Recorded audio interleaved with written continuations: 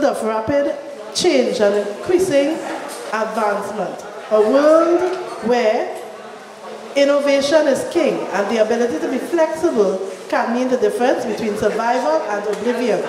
But in this fast-paced world, are our children with special needs keeping up? Are they really being cared for and catered for? Are they treated as full citizens and members of society, as valuable individuals holding the keys to tomorrow and having a real stake in our collective future? Or are they seen as an inconvenience, a burden on the treasury? Are they seen as people who will always be in need of handouts? Well, this group, the Trinidad and Tobago Coalition for Inclusive Education, is formed because of our vision for these children and youth with disability and for the wider society. Imagine with me a world where having a disability is just as insignificant to your lifelong opportunities as having a particular color of hair or eyes or being tall or short. Imagine a society where every young person with a disability can look forward to gaining employment in any government ministry or private company commensurate with his or her skills and work ethic. Imagine a school system where your child with a disability can attend a school in his own neighborhood and where specialized equipment and teaching strategies are used. Imagine that your child with a severe disability can attend a special school and have access to speech, occupational, and behavioral therapists, ensuring that he grows to achieve his fullest potential. And when the time came, he was transitioned from school to work with life,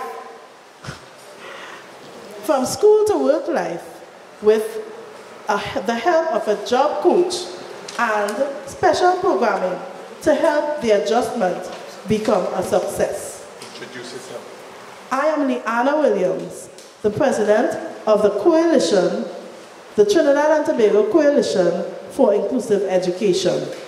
And this is our dream, this is our vision. This is the Trinidad and Tobago Coalition for Inclusive Education. This is our reason for existing. I think that every person has a dream or a vision or a problem that they were meant to solve or some issue that they were meant to resolve. For me, this question has always been equity. There are all kinds of people in the world, those with great cognitive powers and those who have less, those with amazing physical aptitude and those who have are less so. Those with remarkable inner motivation and emotional awareness, and those who are weak in this area. We must build a society in which all of these are taken care of and find their rightful place, living with dignity and purpose in a world that values them and makes use of their unique contributions. This is the Trinidad and Tobago Coalition for Inclusive Education.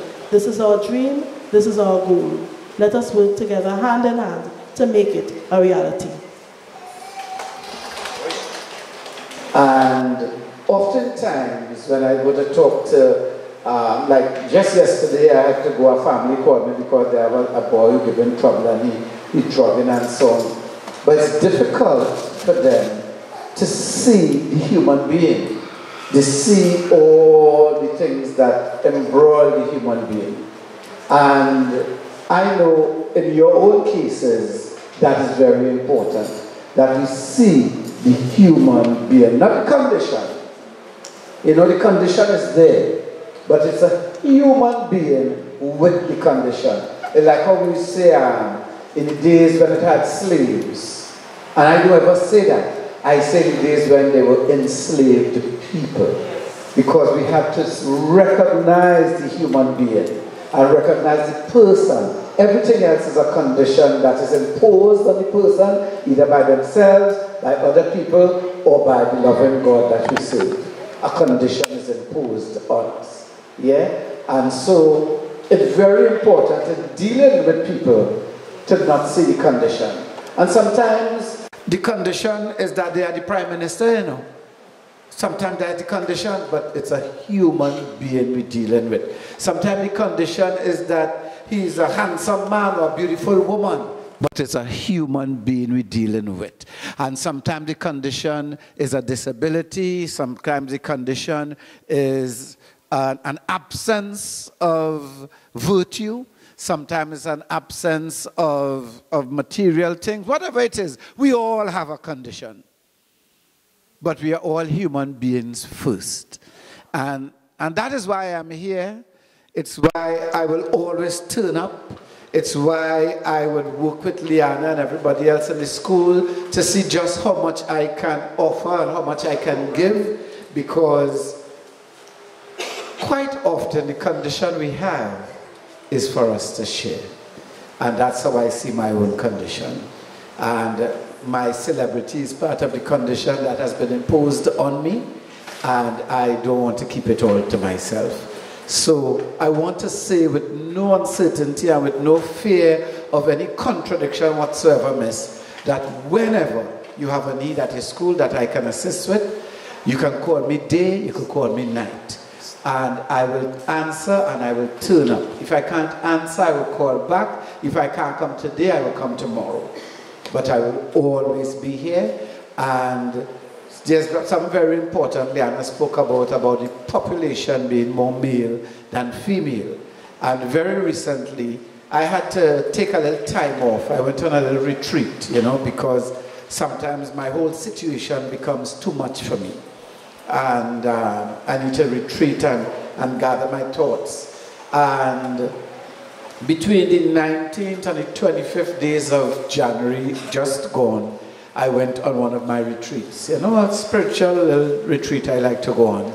And coming out of that retreat, I had committed myself to moving into a direction of managing a men's ministry. So coming here today, this feeds straight into what I believe my purpose is. And as I go into the autumn of my years, because I'm no young man, I'm looking forward to putting energy into men's ministry, and absolutely this school is going to be at the foundation of it. So God bless you all, and thank you so very much for inviting me and accepting my little offer. Thank you. But I have to say, I can't stay much longer today, forgive me, because I have some other things I've committed to. So my apologies, please. Okay, so this is, well, all the parents and stuff know what this is. This is some craft that our children have been making. Yes, we have been making this kind of craft, and it's a wall hanging. And this is one of the first projects with which we are engaged, right? We really want to give our children, the skills and abilities to become owners for themselves. And this is our first one that is leaving our hands. Our first one, because we had you all know we had a display late last year, and people wanted to buy them so much, and we had to keep them. So this is the first little baby that we have, and we want to give it to you, sir. We are so happy to have you with us. And thank you so very, very much. Can I say something? Yes. You know, when I saw it and I heard you were giving it to me, I started thinking about who I can give this to, because that's how I am.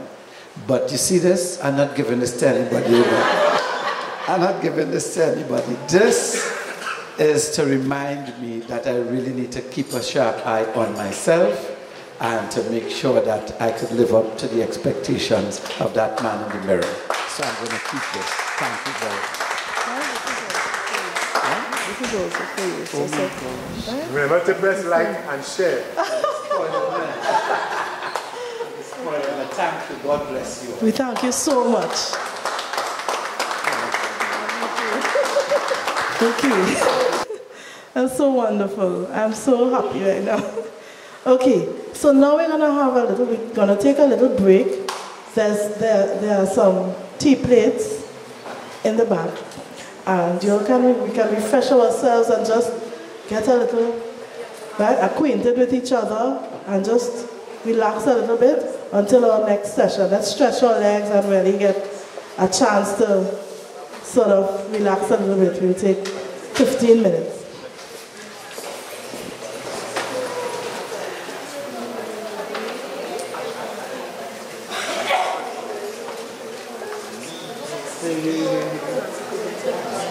We're going to start again.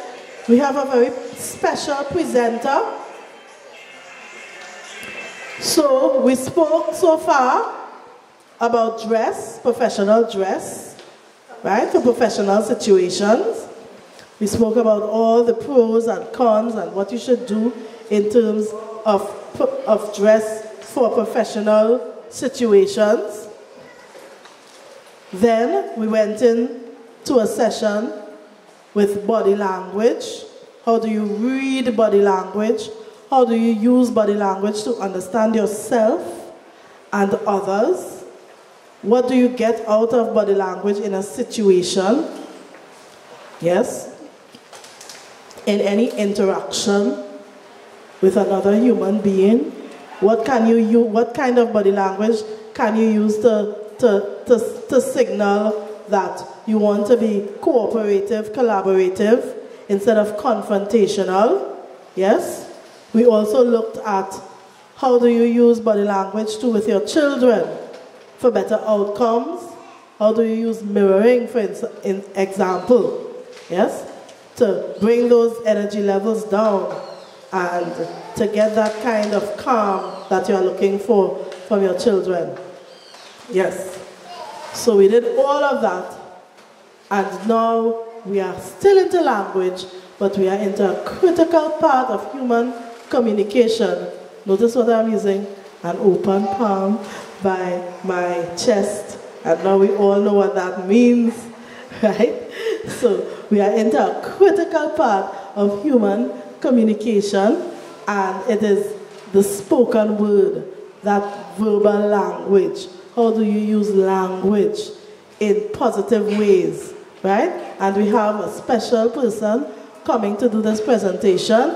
It is Miss Sherry-Ann Turton. She's a clinical psychologist, right? She's a clinical psychologist, and we look forward to her presentation. We know it's going to be wow. We know it's going to be wonderful. We want to pay attention. I'm going to be sitting and really listening and paying attention because we know we're going to get a lot from this, right? So how do we use language, that spoken word, in more positive ways? Let's hear it from Miss Sherry-Ann Turton. Good. Is it morning or afternoon still? Morning, all right. I felt like I lived the whole day already. Good morning, everyone. How are you doing this morning?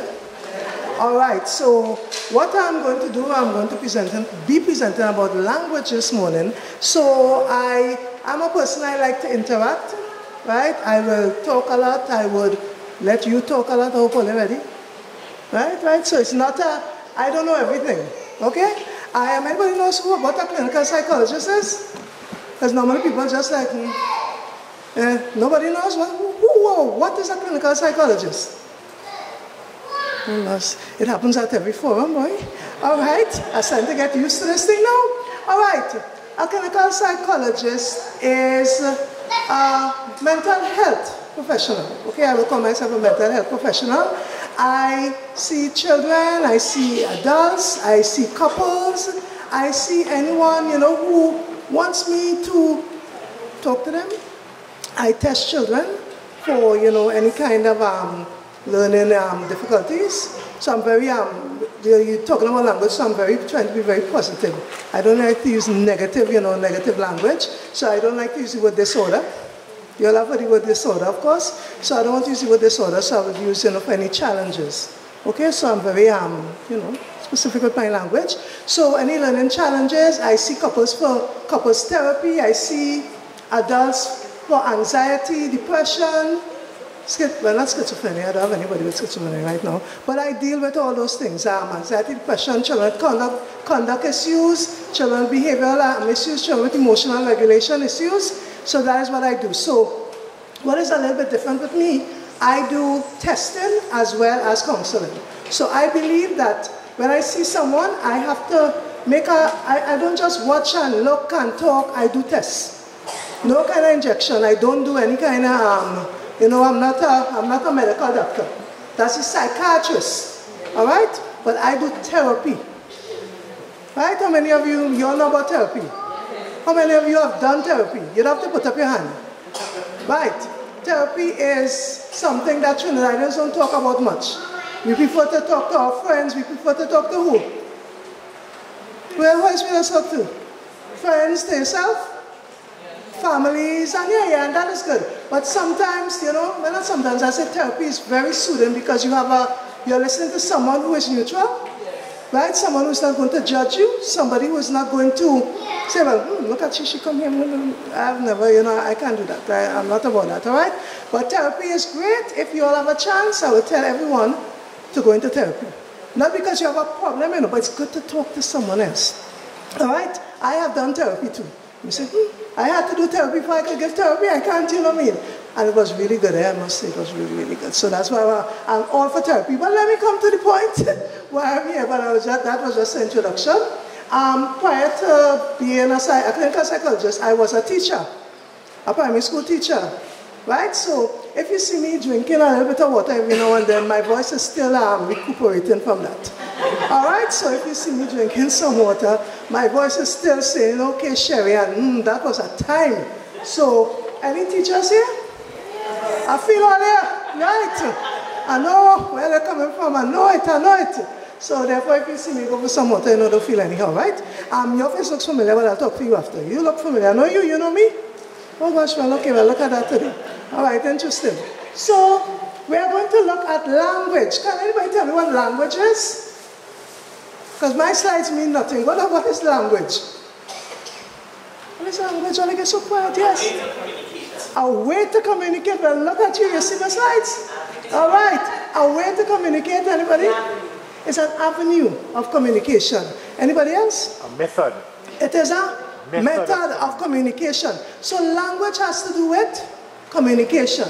So let's see what it says here on my little prepared slides. I hope I'm trying to use the technology and thing. Right. So let's read what language is. You all can see it? Let's read together language.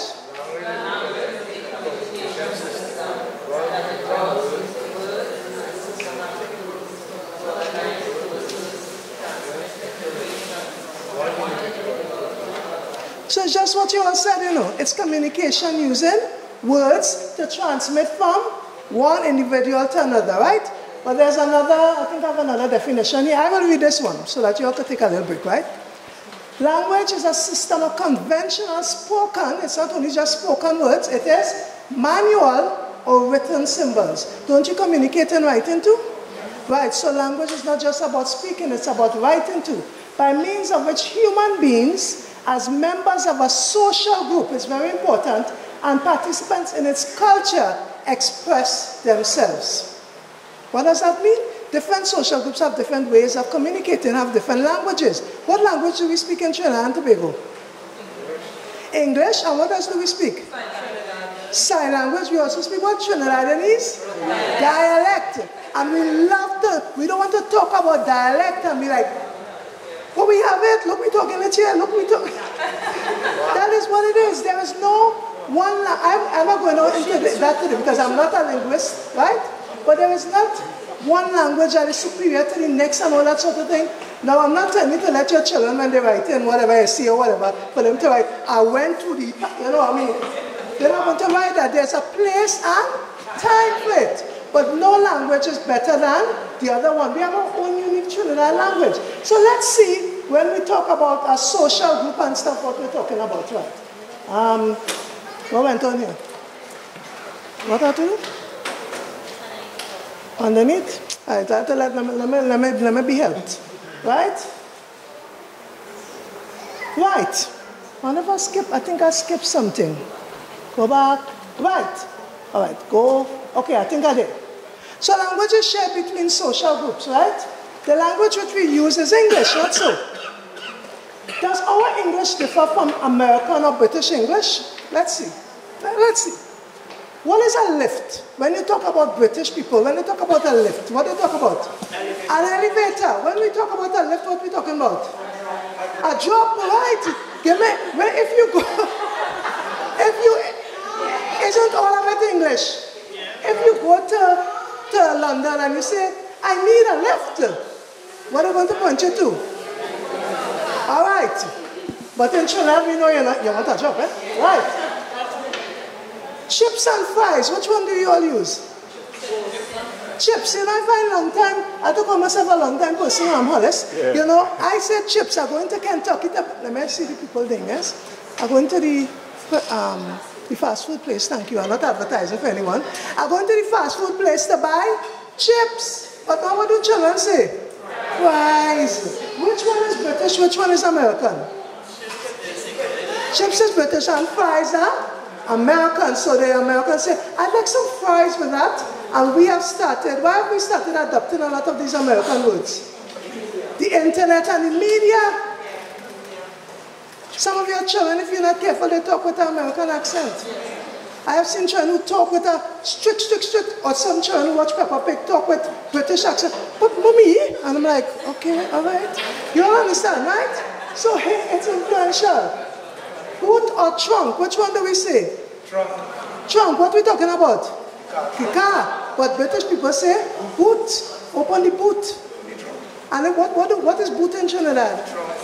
Your shoes. Right. The British call boot trunk. Right. Open the boot. Open the boot and it's like open what? Right. Casualty or emergency room, which one do we say? Casualty, we're going to casualty, but the Americans say emergency room. ER, but we start using ER now, you know. Because we call it accident and emergency. But my mom does say, girl, we're going casualty. Right. So there are different things. So it's same English language, but different meanings, different everything. Can you think of any others? Any others are left out there? Pavement versus sidewalk. Pavement versus sidewalk. Which one is American? Sidewalk, and we walk on the pavement. Thank you. Let me hear you. You know, academic, we write differently also. I look at color. The US have color, we write color differently. So your thesis will always have a error. And there's American spelling and there's British spelling. And I think that we go by the British system. So I always try to correct children and say, yes, this is the American way. And I try as much as possible to change it. When they say anything there, yeah, let's just say not to me. But we try to use the British system because we are a British, we were a British colony. But the American system is sweeping in very much so. So I'm trying to teach children, you know, when I teach that, you know, you put in the U, you put in what else? Jewelry is the next one they do. I don't understand that spelling at all. And there's some favorite. Right. You all have any others? Behavior and behavior. Labor and labor. Boy, you have to come and explain that one to me too. Because that one does give me some issues. Can I hear you? Offense. Offense, yeah. S and C, both of them is offense, yeah, but you know what I mean. Anybody else? One last one? Yes. Which one is the British? And which one is the American? Oh gosh, I used only one. All right, we were. All right. You see, you learn something, right? And so let's look at this one. Are any uniquely Trinidad words? What about the word lime?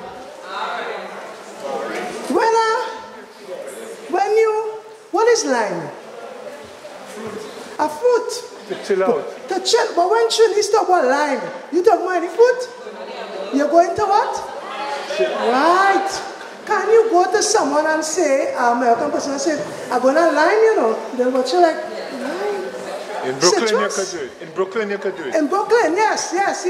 In Brooklyn, I was in Brooklyn sometime ago, I can't remember when, and it was like being in Trinidad almost. Because saying the Nyla Blackman playing, I was saying this, I said, well, what? You understand? But it's interesting how we could go over there and, we could get our culture out.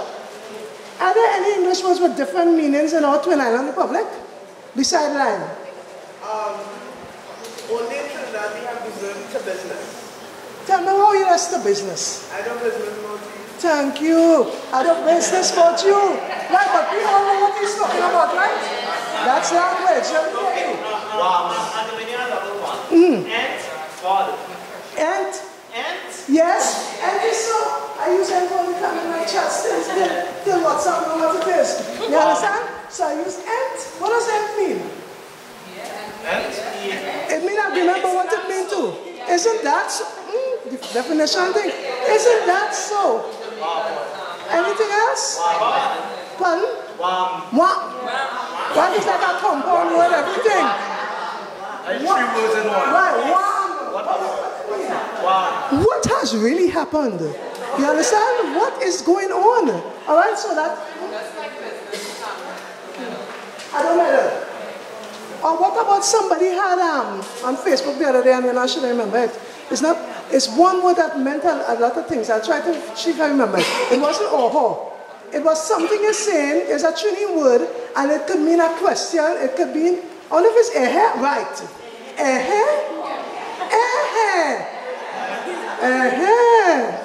You understand?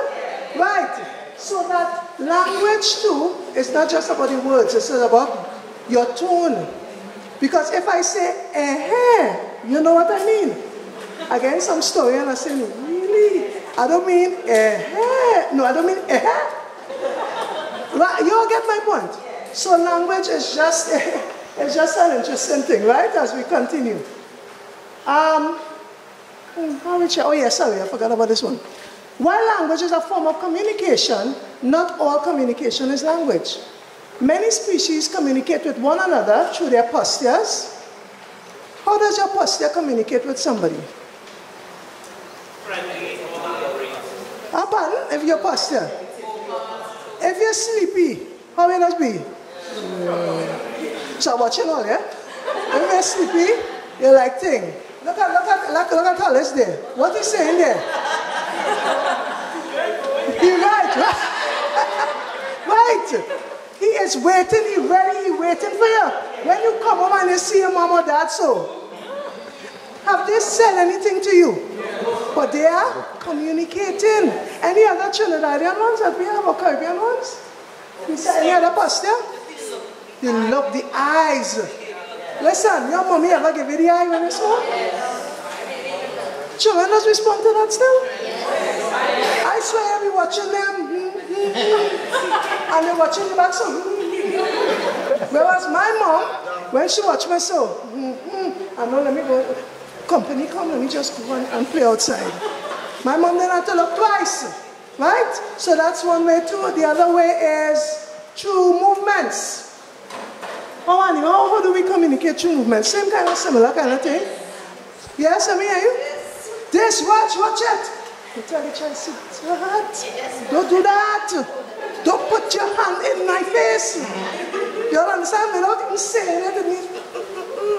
What about carnival time? Do we communicate using movement? How do we do that?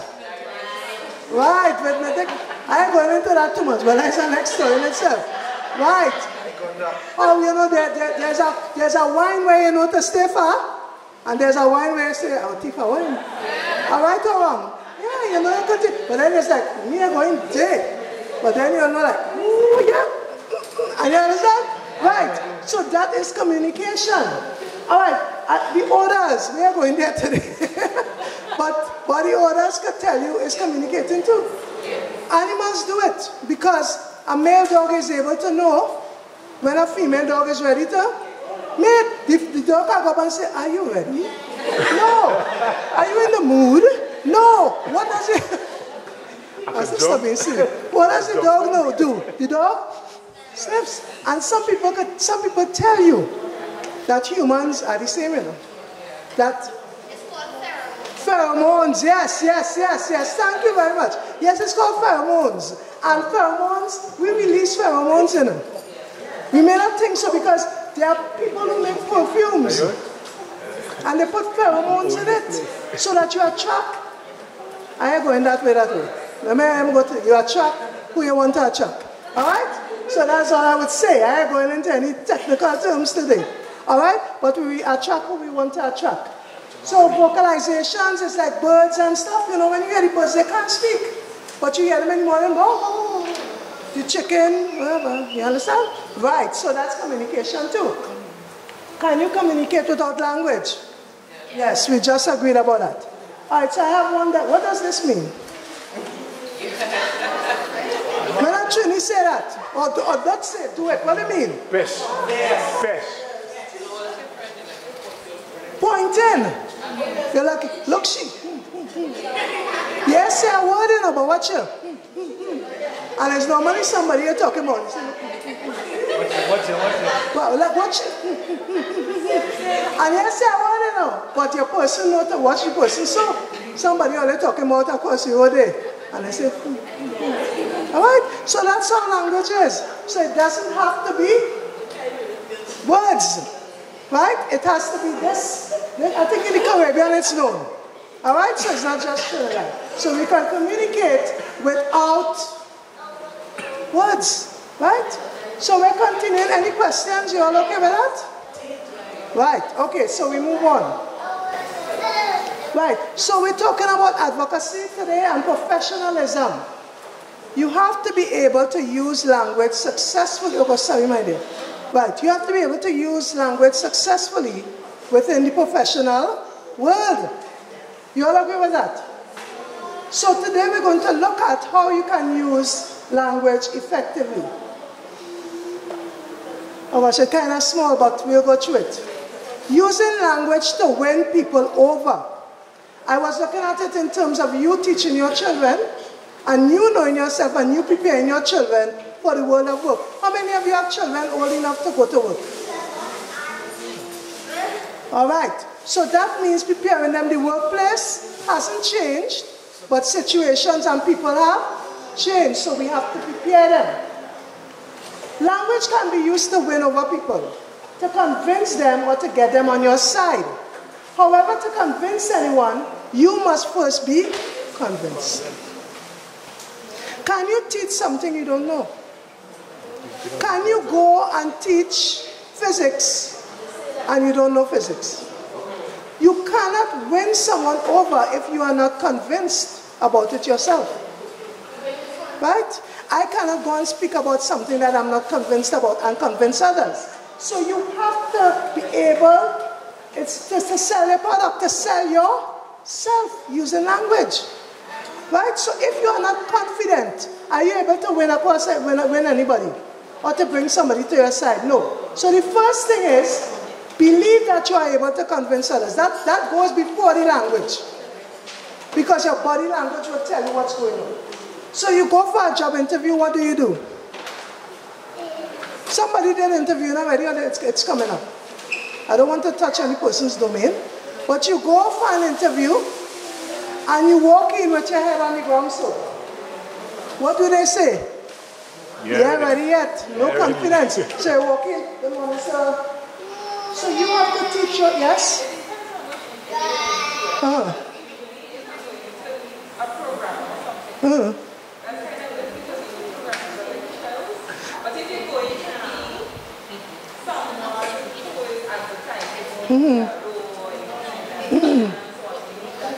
Confidence. But I still think the program needs some confidence. We know their strengths, and I hear what you're saying.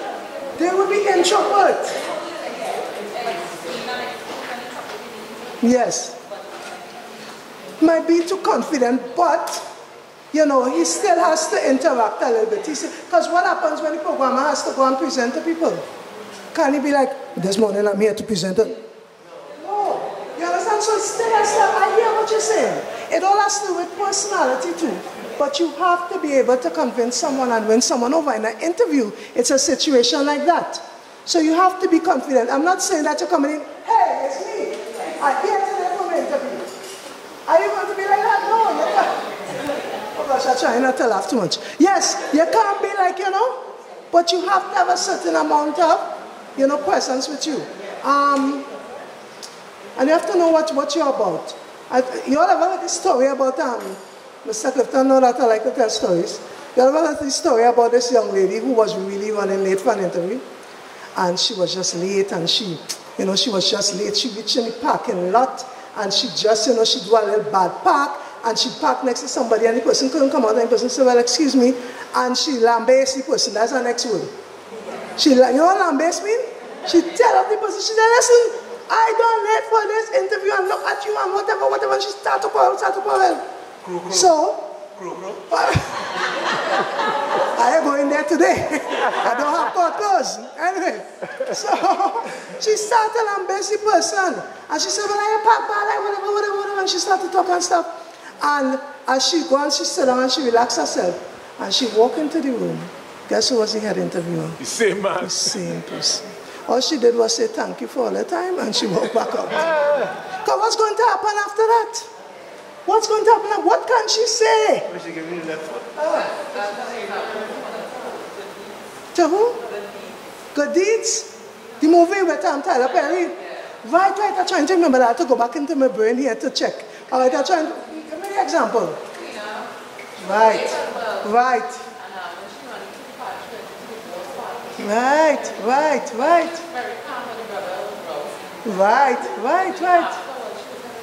Right, look at you. You don't know who you could be in contact with, so you have to always be confident, but check yourself. All right? Yes. I will never get that from the movie boys are thinking of. Interesting, eh? Right. And he could have understood what was going on with her, and you have to understand that too, okay? Now, in a different scenario, like if I was interviewing that person, I would still interview her. Because I would want to know what was happening on that morning. And that's the next thing. And we will come up to that just now, because I look at doing slides, but I like to talk too, right? Have you ever gone up to a cashier or somebody and they have treated you with this scantest of courtesy? They roll their eye, you say morning, and they're like, You get them the change, and they take it in their hand, they just, hey! How do you feel about that? How do you feel? Yeah, you get upset and you're like, but hey, she don't know it's customer service. She don't understand that it's customer service. I pay in her salary. But that young lady may be having a day. I'm not saying she is correct. You have to learn to be able to separate your day from your client's day. And I'm going to say client, I'm talking about all the teachers too, you know. I was there.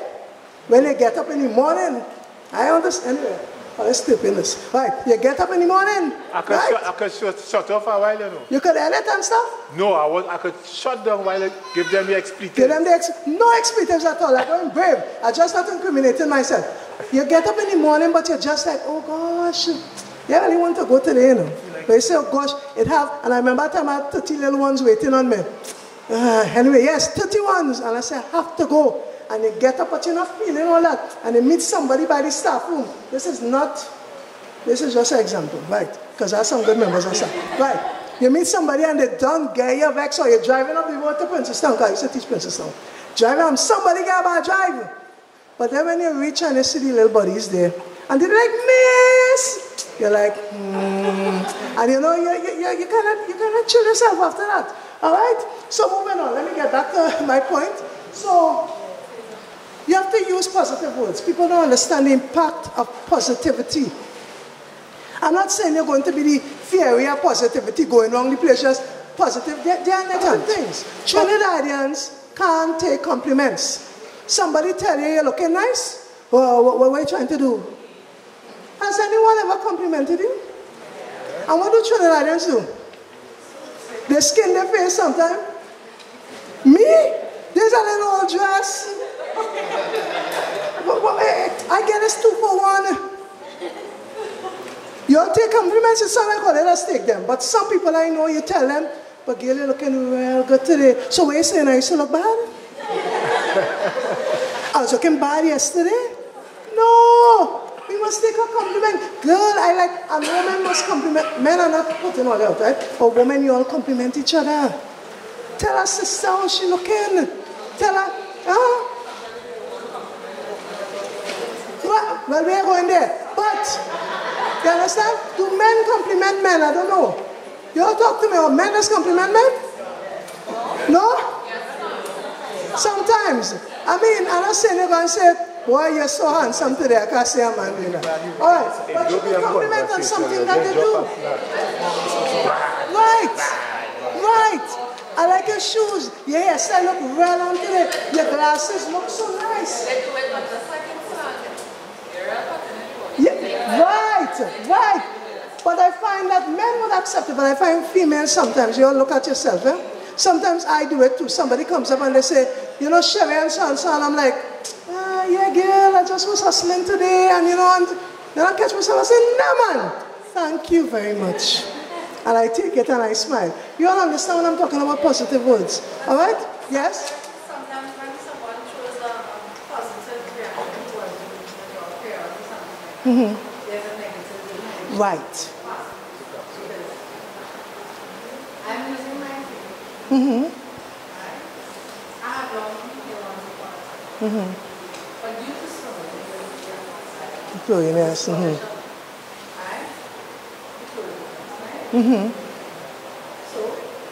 about 4 years ago, and I'm using school. I work at David Joy. Right. Criticism. But how you criticize in a technical way and that kind. So the first thing, mountains to the gate. Did you see that? I'm putting loads in my hair, some wrong. I don't my choice. Right. Yes, change my whole features and stuff like that. And well, I'm not going to do nothing with mine until I need to look at that. Right. I'm in my 40s, I'm trying to come in and say, hey, when you reach 40, something. You look over the years of women who in their 40s, tend to take a different care. I just brand I'm not going to change. Right. But over the period of time, so you're going to work hard.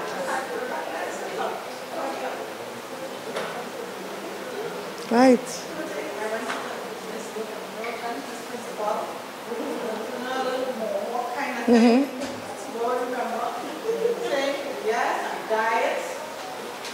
It was a big thing.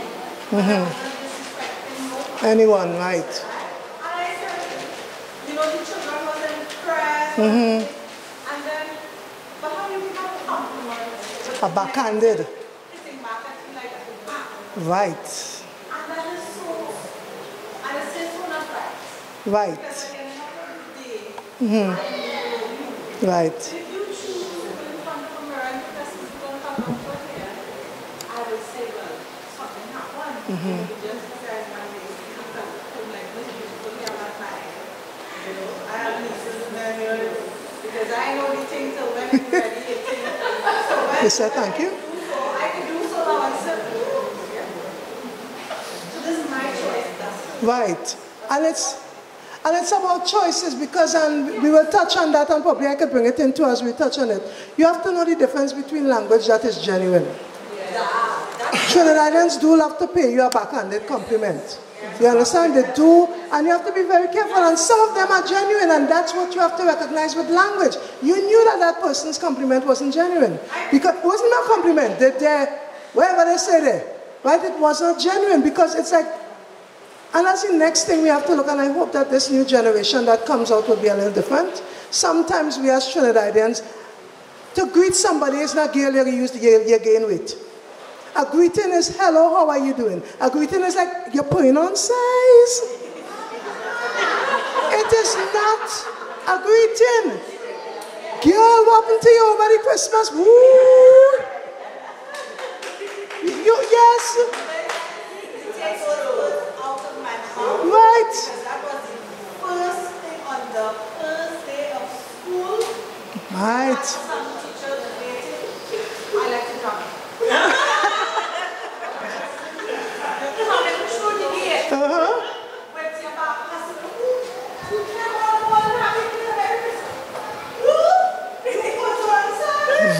Right. Yes.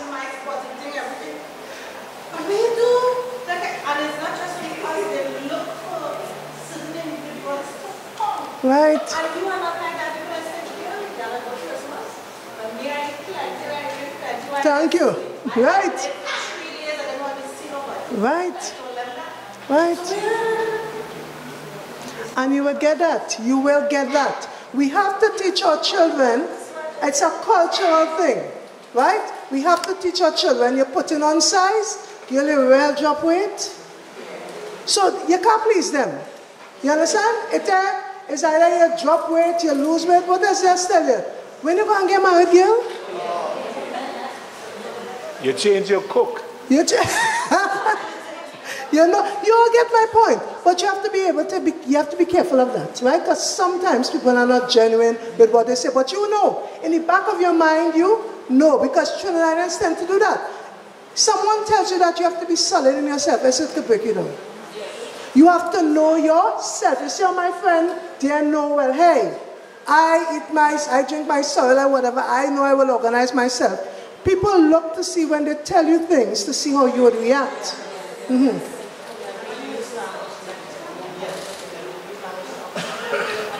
Yes, and to bring it down, to bring them down, right? Yes, it's not what? Girl, it's always intentional. Let me tell you something, it's always intentional. Everything we do in life has a motive. It's always intentional. I'm telling you, as a professional, it's always intentional. When a parent or a client comes to me and they tell me, Mr. not ready to talk, but you talk more close body position, Mr. not ready to talk, but the body turned for me. You're saying you're ready to talk, but are you ready to talk? There's always an intention. The intention is to hurt. The intention is to harm. If you go to the Bible, it says, and I think it's James, boy, yes, that the most powerful instrument you have is the tongue. The tongue could curse and it could also bless. So be very careful. Let me watch my time. So be very careful of the words you use. Use words to uplift. You know, mama guy people, eh?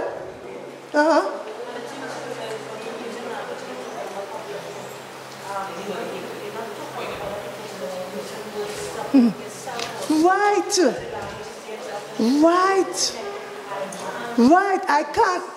Just, right. I can.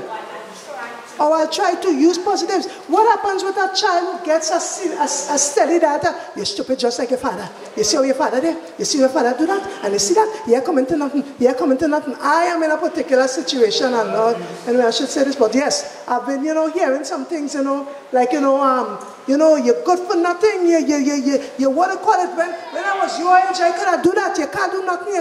What happens to that child? After a while, the child believes. There's something in psychology called a self-fulfilling prophecy. The more you tell that child they can't, so you're saying, but how come they're doing well? It's you. Pardon? You dig the hole for the child. You uplift the child. I used to tell parents all the time about successive approximations of, I forget the word now. If the child, let me give you the example, it'll come up to me, right? The child gets 7, starts off with 2 out of 10 in the spelling. You're not telling the child, oh, that is so good. No, you tell them, let's see if we can try to get 3 or 4. Don't say, yeah, make 10, one thing. The child then gets 6. You tell them, let's see if we could go for 8. So you're rewarding successive approximations of behavior, of the correct behavior. See, I get it right. Successive approximations. All right? So the child gets 10 or whatever. The child's ability may be just to get 7 or whatever. You congratulate the child for that. You don't come and say, as I said, and I tell parents all the time, I'm coming to you just now. As I tell parents all the time, it's not that you're saying, well, I'll take in daddy. But you're saying, let us see if we could work together to see if we could do a C. You don't say, well, right away, A1. right? And you have to know your child. I have taught children in the past who were bringing these for me, and I told the child, not today. Not today. I said, get yourself together. The other day, she's a big woman now. Oh gosh, maybe nearly 30. She was talking to me and she said, Miss Sutton, you remember that time? I said, yeah, I remember that time. You thought I was crazy, yeah? I said, yes, I'm not accepting that from you. She was getting 30s. And I said, that 30 in the paper in maths, and I'm like, what is this? By the time she was ready to write essay, she was getting 95. You'll get my point. You have to know your child, yeah? What do you say?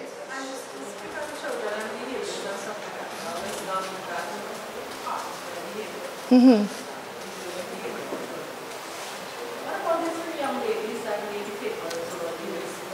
Oh, let's stay. We said that just now. Instead of saying I cannot, say I will be able to. Or I can.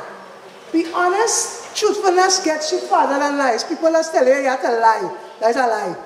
Alright? I always believe in, being honest. I'm not saying that every time. Nobody is perfect. But you will go further. Alright? I am the kind when I'm in the customs line, I go in the lines with something to declare. Because I'm like, oh gosh, probably have something to declare. You understand? And then the immigration officers would say, alright, you go ahead. You understand? But I prefer to, to say, when I say, some of them have like something, I'm talking about like if you go Grenada and Waters Islands, and I have some mangoes or something. I think it's agricultural, so I will say I have something to declare. And I remember telling a person once, go in that line, and the person was like, me, I don't know. And when she went on the line, they tell her, well, yeah. And they fix up and they told her and explain. She came out and she said, Sherry Angel, well, look at that. Always tell the truth. Keep it simple. Don't try to impress. People who, when you try to use language to impress, you depress yourself and you embarrass yourself. Use what you know. Don't try to be flowery and, and I think so and so and so and so. I don't have time for that to myself. Right? Be yourself. Be thoughtful and kind with your words. I'm moving on. All right, so I was going to do something, a little exercise, but you are talking out, so you don't need it. It's about applying the guidelines about using language. So we know what people, how could you help your child or your students prepare for a job interview at a nearby supermarket?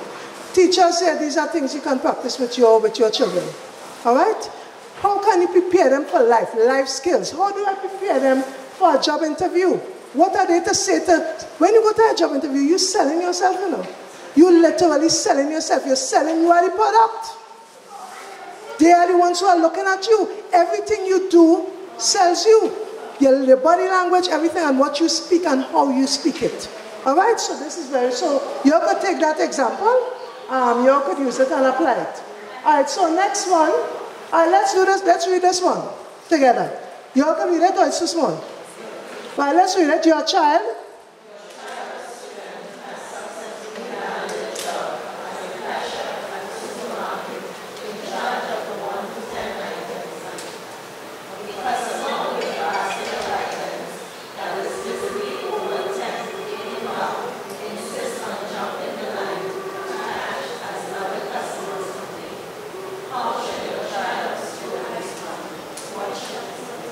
You are cashier. The line say how much? Because someone is guilty too, eh? Right. It says 1 to how much? 10. 10. But you see somebody basket with looking like that 30 overbearing. And they come and they push themselves and they say, I had to get cash today. And you put your students in that situation or even you. What do you do? Let me hear, what do you do? Well, you have to tell them nicely that this line is for the 1 to 10 items. So your basket looking is more than 10, so you'll have to go to another cashier, please. You could teach a session, man. Right. Anybody else? What would you say? I was a cashier once and in charge of the 1 to 10 line, so I know. I myself probably was a culprit of going in the 1 to 10 with more than 10, right? And what I do is, well, everyone knows themselves, and I would smile first. That's my first approach in anything. So it calms down the customer, and then I would explain to them, well, but you can't skip the line. You could probably go to the back. I would cash you still, because I know you're in a hurry, whatever. But go back to the back of the line, and saying. But honestly, I don't have a problem if it's a basket 1 to 10, but not a trolley, not a big Christmas trolley. but I would cash them. All right, excellent. Okay, so that's your argument with the chief. What's the first thing she did? Smiled. In that way, you're diffusing the situation, eh? If you start with, let's see, what happens there? Not today. You see me, I in this 1 to 10. That's already, you're already going down a line. All right? Now, she's still firm, eh?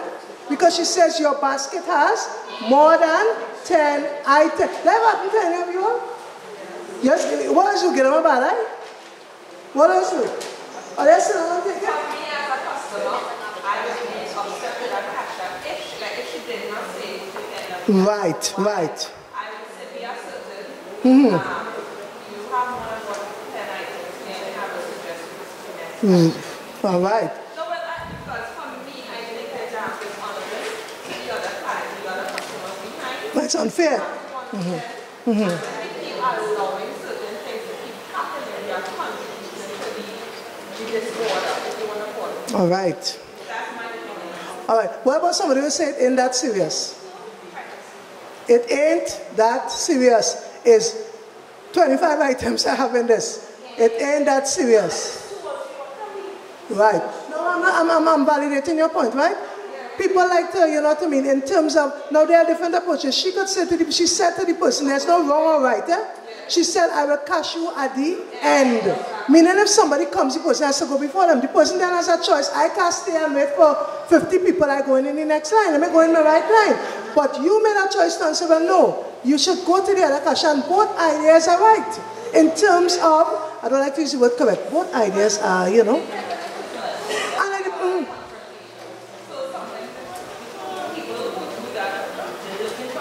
Right. I'll talk. Sometimes you just have to confront, eh? You just have to confront sometimes. Trinidadians sometimes don't like confrontation. In this day, everybody have a doido. You don't want confrontation. I'm not saying no. It depends, but sometimes you have to confront in life. All right? That's another lecture. Not today. But sometimes you have to confront in life and you have to stand up. You have to stand up and say, no, this is not what you know. So you all agree with that so far? All right. It says here, just what she was saying, that tone is very important. And your tone is not only your level of language. So anytime you're in a situation where there's a confrontation and the person starts with, Miss, I need to do... They are talking at volume 10. You bring your volume down to 1 or 2. Let me tell you, those of you in relationships, those of you with anything, any kind of interaction, always bring your tone down. I have had parents come to me, Miss Tilton, so-and-so. And well, me, not today, you know. I say, and Miss so-and-so, how are you today? When I keep my voice at 3 or 4, they may get me to go down to 0, I'm to 10 with them, to go up to 10 with them, I don't have time for that. But by the time I finish, they're like, they're going back, they're going to 3 and 4, you know. All right, Miss Tilton, okay, I'll come back. You know what to do. You calm yourself down, keep your tone down. Secondly, state facts. You see, she said the ID lane is 1 to 10. Did she make that up? It's a fact. It is written right there. Do not give opinionated language. Well, I think that you should. You can consider going in the other line, all right? Be polite at all times. You see, sir and madam, it does get them vexed, but it does keep them in order. You use sir and madam. You use sir and madam to anybody, all right? Some gentleman some time ago was trying to be disrespectful with me, and for him time I say, sir. He get himself in a order. I said, sir. And he was like, you cannot thing up and, yeah, you get yourself together. Because you put some respect on him, so he knows that he has to respect himself. Talk with kindness, even though they may be abusive. It's hard to do that one. Eh? Can you kindly, when they're telling you, well, I don't want to stay in this so-and-so supermarket. Big pill this one. Pardon? Big pill this one. It's a big pill. But as I said, you don't know in Trinidad Tobago who has their gun, who has their friend who's going to come to you. You ever forget somebody in a fete, somebody mash them and they get killed? They mash somebody? Sorry?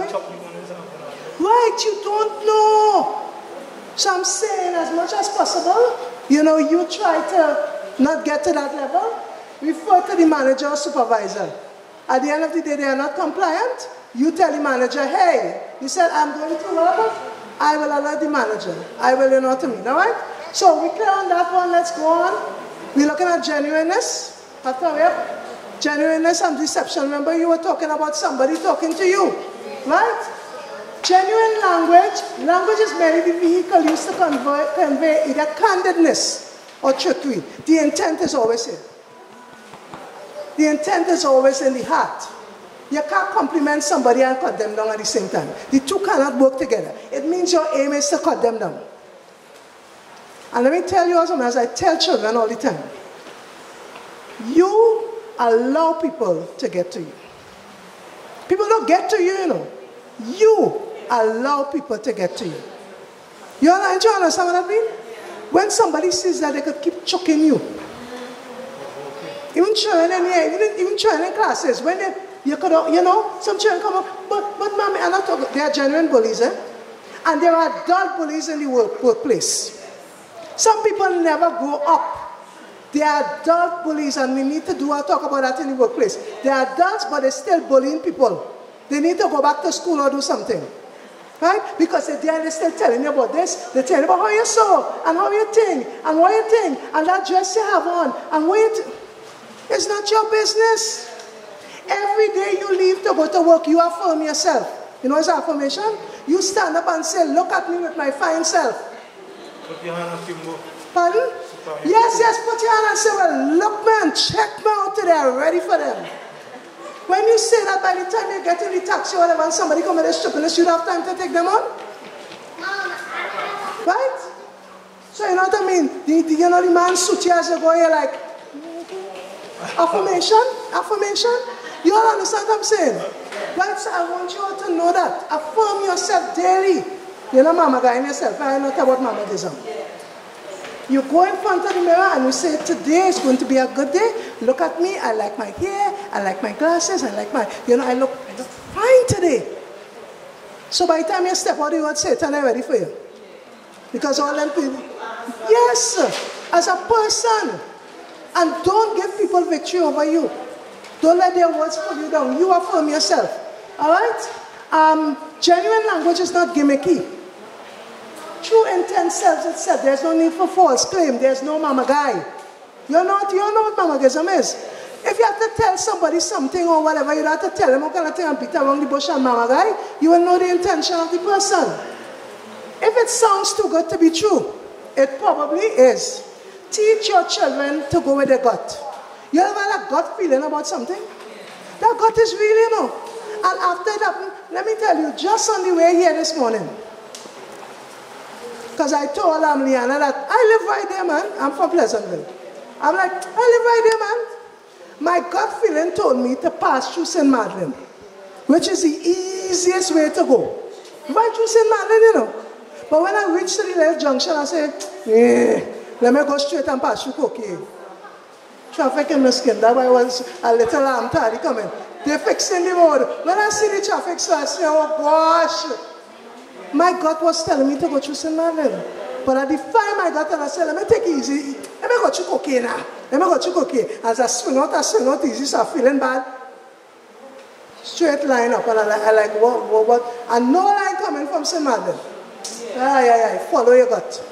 If your child feels uncomfortable around someone and they tell you, listen. I'm going to defend the thing here because I always have to talk about it. Your child tells you, don't tell your child sit down on anybody.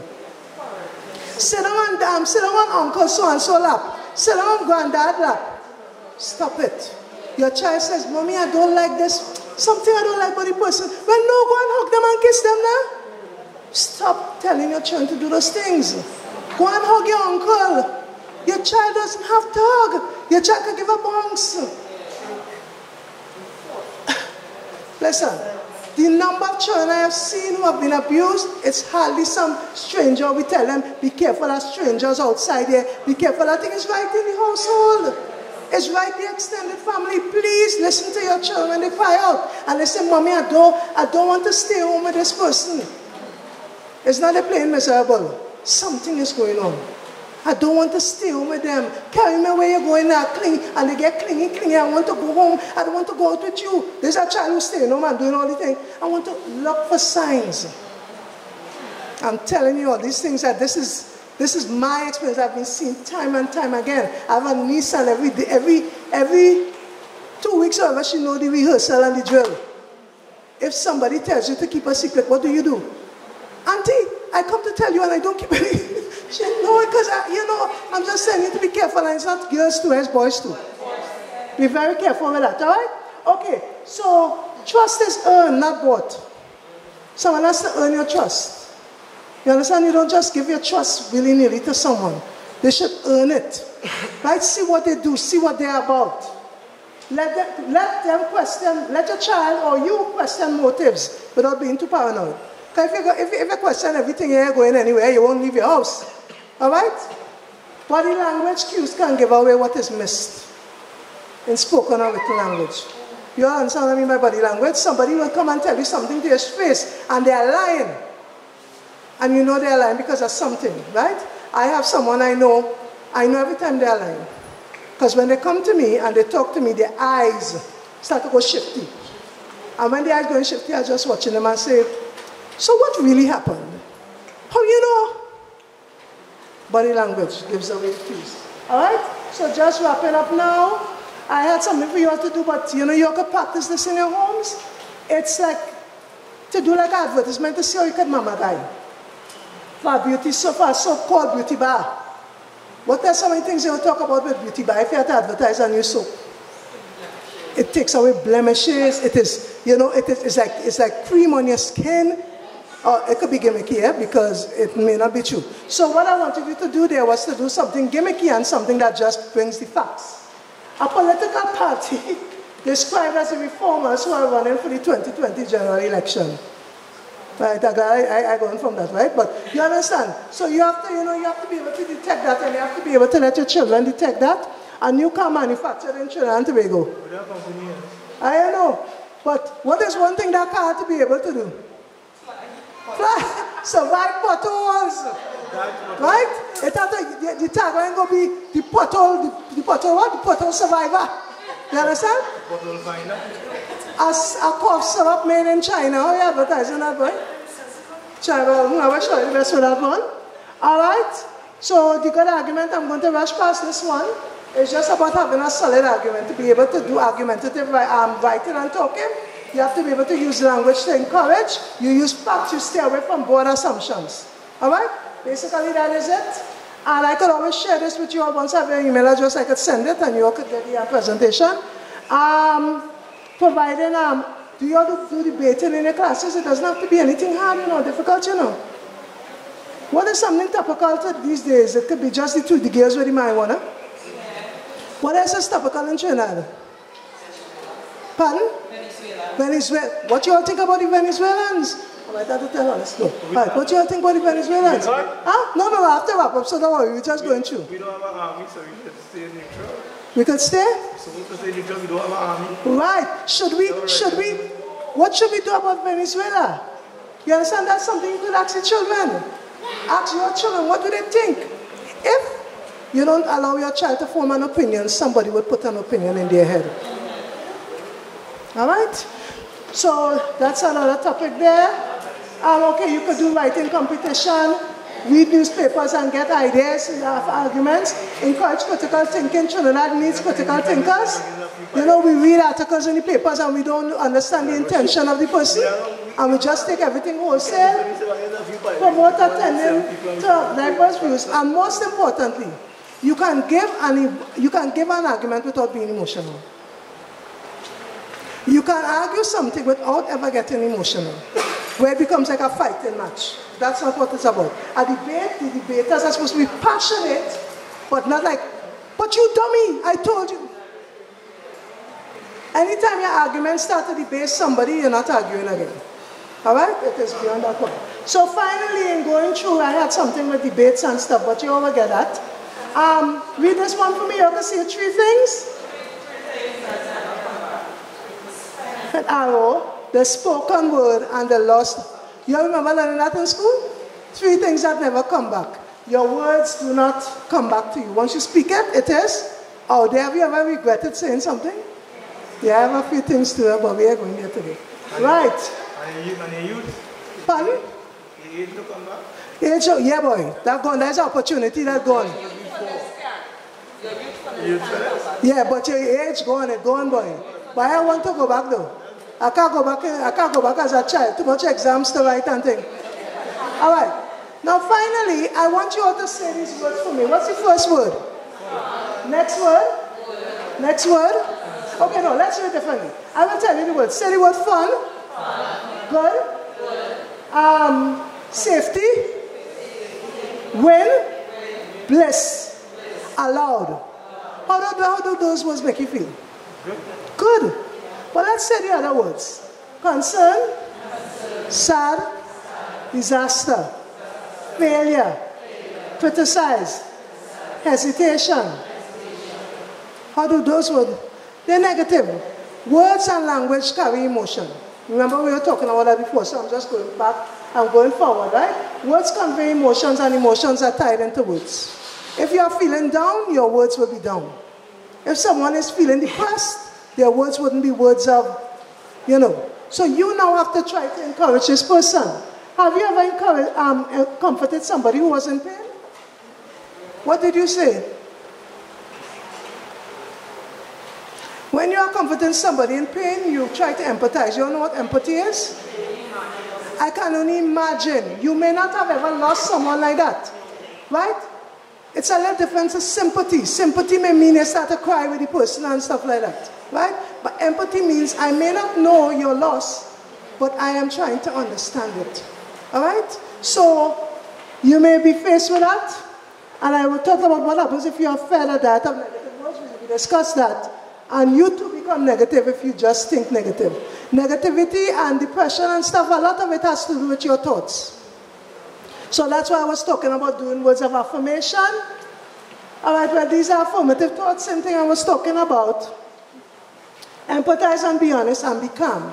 So if you are trying to calm somebody down, you don't say, you say calming words. What are some calming words? I'm wrapping up now. I know it's ready to finish. What are some calming words you can say? It's okay.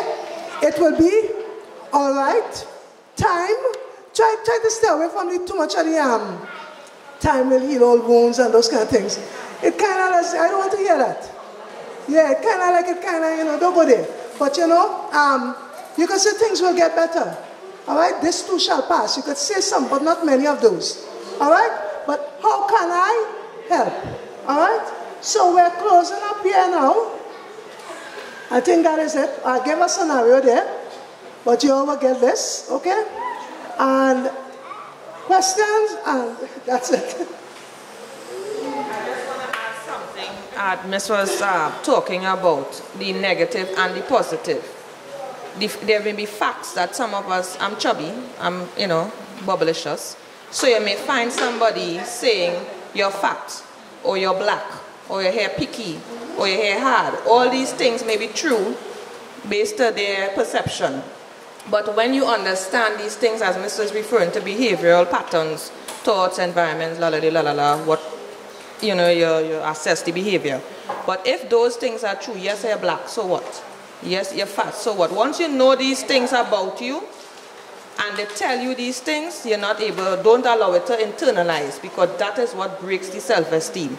So, sometimes we hearing that, and it's truth, and because it hit you raw, it was like, oh, I'm fat. You don't realize you're fat, like, you're fat all the time. You know what I'm saying? So, when we're teaching the children, my son breastfed for 3 years, so he's chubby, and he's going to be chubby for a very long time, but very active. So he knows he's healthy, yet he's big. So once you know who you are, you don't allow what people say, though it may be reflecting on you. That's what it is, yeah?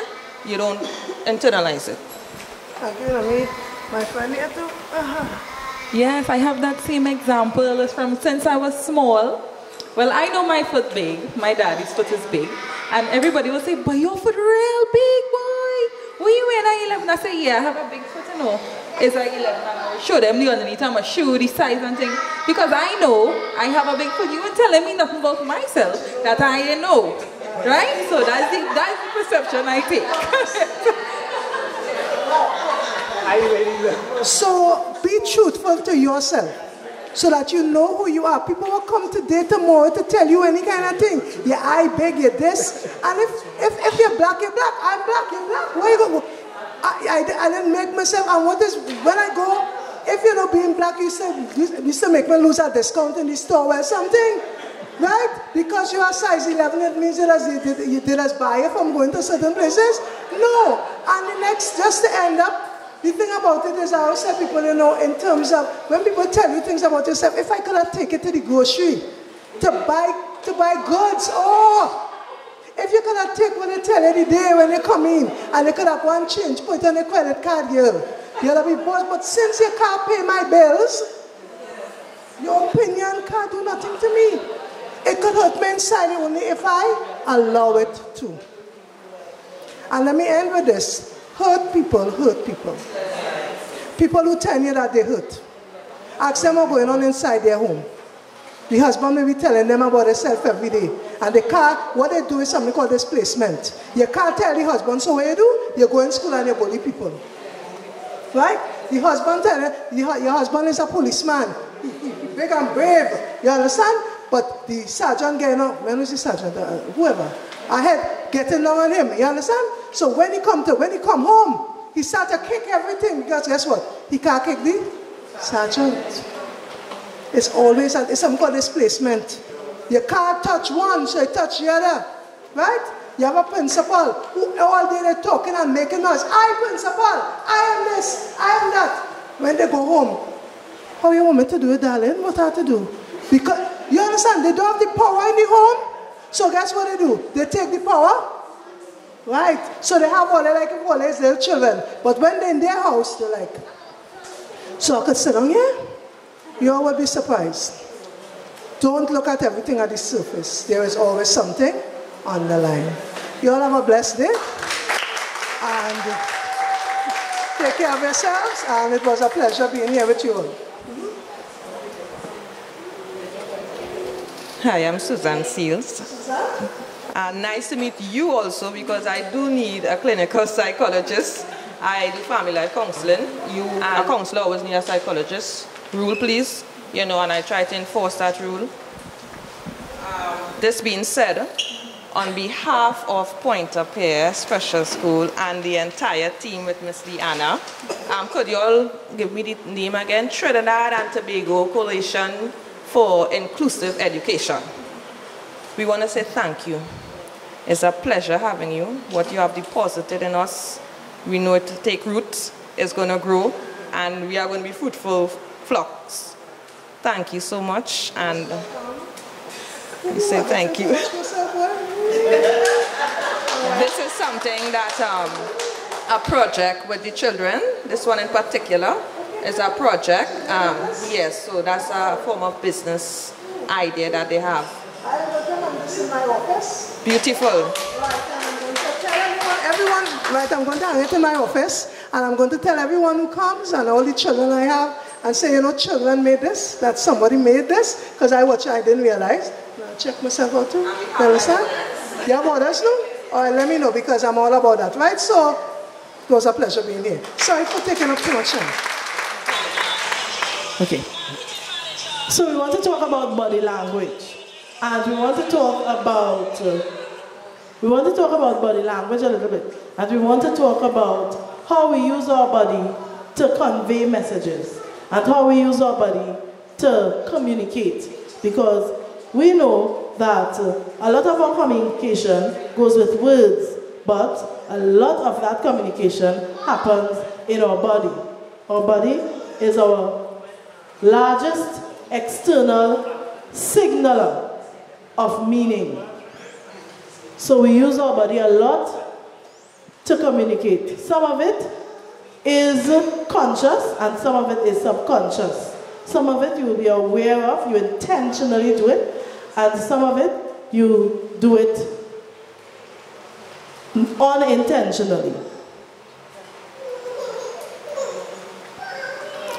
Your body is a signpost for your mind. It tells people what you're thinking, how you're feeling, everything like that. Right? We looked at these two ladies. So as we are seeing, we have two ladies, right? and I'm going to ask you all what you think about those two ladies, right? So let's see. What do you notice about with the first lady on the left? Okay, so the lady on the left, she seems, I would say, overconfident, proud, and, well, she doesn't look approachable rather than the other person on the left, right, who looks very approachable, pleasant, and you'll feel comfortable to ask her any question that in an office here. Very good, very interesting. Very good, very interesting, right? She said the lady on the left looks proud, almost haughty. The lady on the right looks approachable, right? Now they're doing particular things with their body, right? And sometimes, as I said, these things come naturally, they are unconscious. The subconscious mind sort of uses your body in ways that you are not consciously aware of. And sometimes, to those of us who have some knowledge about body language, we can intentionally do things to project a certain message, to put forward a certain image.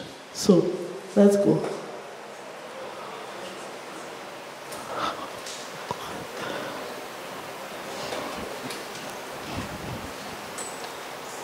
This just a little bit. Okay, so your body language is important because it helps you to understand yourself, to understand others, to read others. What are others thinking? What are other people trying to project? To put a positive message there and to adjust your responses to have better outcomes. Think about yourself. As we are going along, I want you to think about body language in three kinds of ways. Thinking about yourself, thinking about understanding yourself. What messages do you project every day? How do you hold your body in your space? What is your most comfortable posture? How do you stand? How do you present yourself when you go into a room? Are you somebody who takes over a room? Sometimes people say, oh, she lights up a room. What does that mean? Sometimes somebody said, you are in a room and nobody notices you. Nobody even knows you're there. How do you combat that? How do you use your body in ways that would make you approachable, that would make you understandable, that would make you collaborative, but that would also make you stand out and noticeable? Think about the other adults that you have to operate with every day. You know, if you work, you have co-workers. If you're in a relationship, you have a significant other. You have your family, your extended family, close friends, people who you would approach every day. If you're a part of an organization like ours, there will be stakeholders that you will have to approach and engage with. How do you deal with adults, the adults in your life and those diverse situations? How do you use your body with your children? And as I was telling you all earlier, we have children who we need to use our bodies in deliberate ways to help them with their behavior, to help them with their mood, to help them with their attention. And you can use your body to signal in different ways to make that more possible. There are two major kinds of stances. Open stances. Open stances project approachableness. Sometimes a little bit of vulnerability, but power as well. Right? An open stance means that I'm not afraid of you and I mean no harm. We are not at war. We are collaborative. I am showing you the most vulnerable part of my body. I'm exposing it to you. There's no hard shell. There's nothing for me to block. Yes? So I do not see you as a threat. I do not see you as an enemy. This is my open stance. Closed stances show that there's some sort of threat. You are under threat. And you can look at that in two ways. If you're under threat or you feel threatened, it means that you feel that there's somebody who is powerful, able to harm you.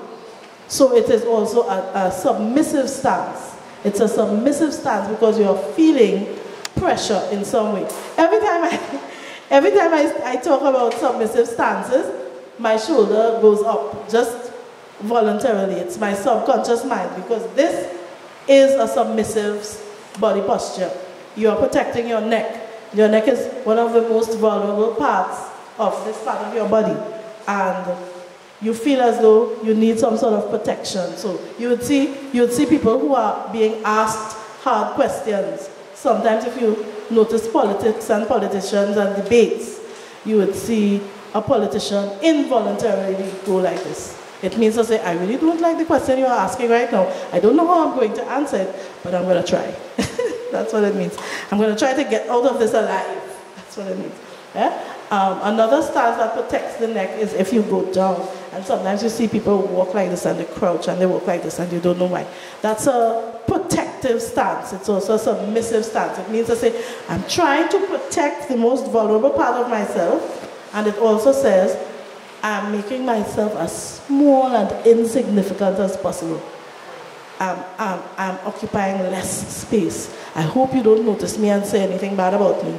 I hope you don't notice me and become a threat to me. I'm so insignificant, I have no defense. Right? That's what it means. So when you walk and when you stand, your most comfortable posture should be like that. It's, let me do it again. Right? Your feet are slightly apart, yes? And they're sort of in line with your hips. Right? So your feet are slightly apart and in line with your hips, and your arms are down to the side, and you are comfortable. And you should practice that stance, because it's a stance that shows a level of confidence, a level of power, but without arrogance. You are not trying to take over any other person's space, or you are not trying to intimidate anybody. Okay, I'll tell you one more thing and then I'm off.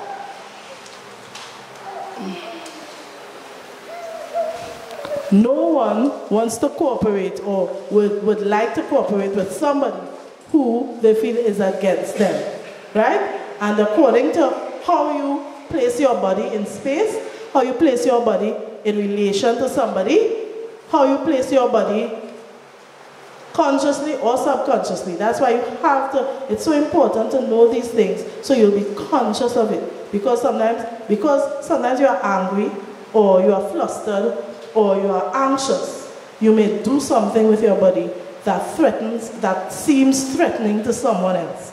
And you don't want to come off as threatening, but it ends up being like that. And instead of de-escalating a negative situation, you escalate a situation into a confrontation, and you don't want to do that, right? Thank you so much for listening. This is just a part of my tour, but we have a lot more to go, and we have a very exciting presenter that is about to come, right? Thank you. This presenter is a wow. She has been in social work, and when I say social work, I mean really out there on the field, seeing everything in Trinidad and Tobago, the good, the bad, the ugly, and dealing with that for years, for 28 years, for 28 years of her life in public service.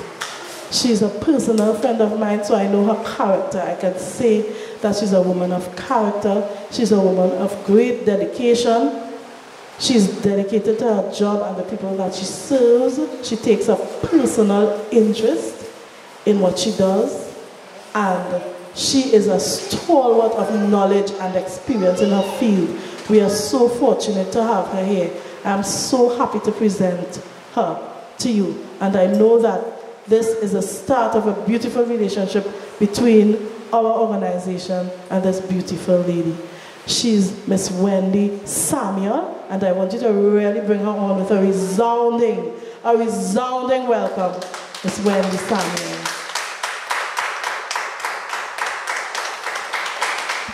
Thank you, Liana. I think we should come closer. It's too far apart. We need to come closer.